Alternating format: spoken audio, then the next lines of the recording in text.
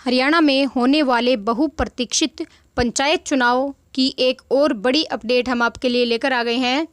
तो ऐसी अपडेट को जानने के लिए आप हमारे चैनल को सब्सक्राइब कीजिए, वीडियो को शेयर कीजिए और वीडियो को लाइक भी कीजिए। व्हाट्सएप, फेसबुक और इंस्टाग्राम पर भी शेयर कीजिए। आज हम जानेंगे एक बहुत बड़ी खबर जो कि सभी जो भी उम्मीदवार पंचायत चुनाव लड़ना चाहते हैं उनके लिए सबसे पहला कदम है पंचायत चुनाव के लिए। अब उनको जो अपना नॉमिनेशन भरना है, जो भी उनको फॉर्म भरना है, उसके लिए उनको क्या क्या डॉक्यूमेंट्स की ज़रूरत पड़ेगी ये हम आपको इस वीडियो में बताएंगे। तो वीडियो को पूरा देखिए ताकि आपका कोई भी डॉक्यूमेंट्स रह ना जाए और जिसकी वजह से आप इलेक्शन में ना उतर पाएँ, क्योंकि अब की बार जो है इलेक्शन बहुत ज़्यादा टिपिकल होने वाला है। बहुत ज़्यादा इसके अंदर कागजी कार्रवाई रहेगी और इसके अलावा बहुत ज़्यादा ये कंप्यूटरीकृत भी हो गया है अब की बार। तो इसलिए आप वीडियो को ध्यान से सुनिए। हरियाणा ग्राम पंचायत चुनाव में उम्मीदवारों को जो भी डॉक्यूमेंट्स की ज़रूरत पड़ेगी वो हम आपको बता देते हैं। हरियाणा ग्राम पंचायत चुनाव लड़ने के लिए ये कागज़ पत्र चाहिए। उम्मीदवार का वोट होना चाहिए, ये सबसे बहुत ज़्यादा ज़रूरी है कि वोट होना चाहिए। आधार कार्ड और पैन कार्ड भी होना चाहिए। उम्मीदवार की आयु 21 वर्ष कंप्लीट होनी चाहिए और पुरुष उम्मीदवार को 10वीं पास होना चाहिए और महिला उम्मीदवार को 8वीं पास होना चाहिए।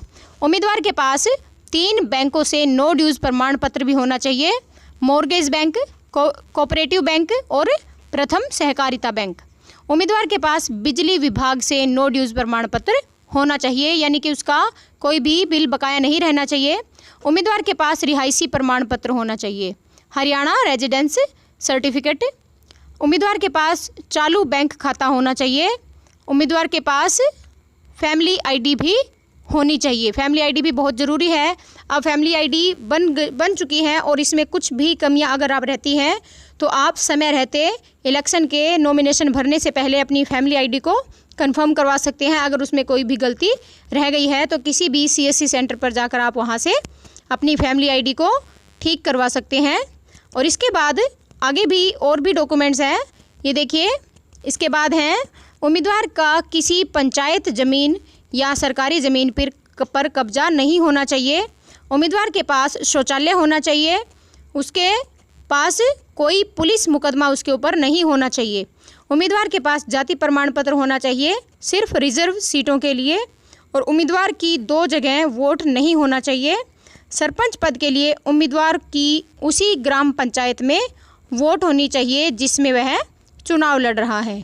यानी कि अगर बाई चांस कोई गांव का आदमी हिसार में रहता है या कहीं शहर में रहता है और शहर से अगर उसने वोट बनवा रखा है तो वो उस गांव में सरपंच पद के लिए चुनाव नहीं लड़ सकता। उसका वोट उसी गांव का होना चाहिए। और इसके बाद ब्लॉक समिति पद के लिए उम्मीदवार की अपने ब्लॉक में ही वोट होना चाहिए। जैसे सरपंच का गांव में होना चाहिए, ऐसे ब्लॉक समिति मेंबर का अगर किसी भी ब्लॉक समिति से लड़ना चाहता है तो ब्लॉक समिति के अंदर ही उसका वोट होना चाहिए। चाहे अपने ब्लॉक के किसी भी वार्ड से नामांकन पत्र दाखिल कर सकता है। जिला परिषद पद के लिए अपने ज़िले में कहीं भी वोट हो, उम्मीदवार किसी भी वार्ड से नामांकन पत्र दाखिल कर सकता है। पंच पद के लिए अपनी पंचायत में किसी वार्ड के लिए नामांकन पत्र दाखिल कर सकते हैं। तो ये डॉक्यूमेंट्स थे, मेन डॉक्यूमेंट्स। जो भी इनमें से अगर एक भी डॉक्यूमेंट्स आपका रह जाता है तो आप नामांकन नहीं भर पाएंगे और आप इलेक्शन लड़ने से वंचित रह सकते हैं। इसलिए जल्दी से ये सभी डॉक्यूमेंट्स आप सब तैयार कर लीजिए ताकि आपको कोई भी नॉमिनेशन भरने में कोई भी दिक्कत ना आए। तो ये थी एक बड़ी अपडेट हरियाणा पंचायत चुनाव को लेकर, जो कि चुनाव लड़ने से पहले सबसे ज़रूरी बात है। तो ऐसी ही नई अपडेट्स के लिए हमारे चैनल को सब्सक्राइब कीजिए, वीडियो को लाइक कीजिए और दूसरों के साथ शेयर ज़रूर कीजिए। और जो भी नामांकन पत्र दाखिल करने वाला है और जो भी इलेक्शन लड़ रहे हैं उन सभी उम्मीदवारों को हमारी तरफ से बहुत बहुत शुभकामनाएं। धन्यवाद।